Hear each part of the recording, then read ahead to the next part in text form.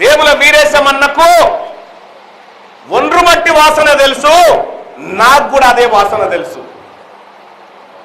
ఆయన ఎన్ని కష్టాలు పడి, ఎన్ని నష్టాలు పడి, ఎన్ని నిర్బంధాలను ఎదుర్కొని ఇవాళ నకరికల్ గడ్డ మీద మీ అందరూ ఛాతి విరిచి నా అన్నాని చెప్పుకునేటువంటి స్థాయికి ఎదగగలిగిందంటే రేపు పొద్దుగాల మీరు ఆ బిడ్డ పైన పెట్టుకున్నటువంటి నమ్మకాన్ని ఈ తీన్మార్ మల్లన్న కూడా సంరక్షించి కాపాడి అదే నమ్మకాన్ని నిలబెడతానని మా అన్న సాక్షిగా చెప్తా ఉన్నా, నా అమ్మ నాన్న సాక్షిగా కూడా చెప్తా ఉన్నా. సోదరులారా, మీరు గ్రామాలలోకి పోయి 14,800 ఓట్లు ఈ పట్టభద్రుల ఎమ్మెల్సీ ఓట్లున్నాయి.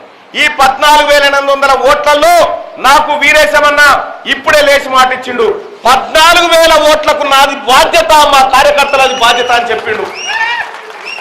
ఆ 800 కూడా ఎట్లా పోతాయని నేను అడుగుతున్నా.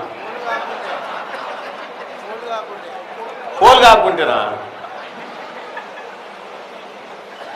సోదరులారా, ఎందుకు పోతాయి? పోకూడదు కదా. ఇది నకరేకలు, ఇది వీరేశమన్న అడ్డ.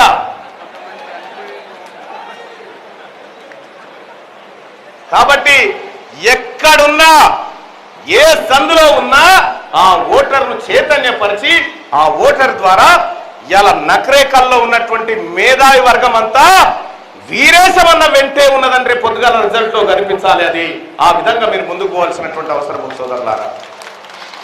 ఇంకా అనేకమైనటువంటి సమస్యలు నేను వస్తున్న క్రమంలో నా ముందున్నాయి. ఇదే పల్లా రాజేశ్వర్ రెడ్డి ఎమ్మెల్సీగా ఉండంగా, బీఆర్ఎస్ పార్టీ నాయకుడు ఉండంగా 317 జీవో తీసుకొచ్చిర్రు. 317 జీవో తీసుకొస్తే భార్యో చోట భర్తో చోట అసలా కుతలమైపోయి ఉద్యోగస్తులంతా నానా యాత్ర పడతా ఉన్నారు.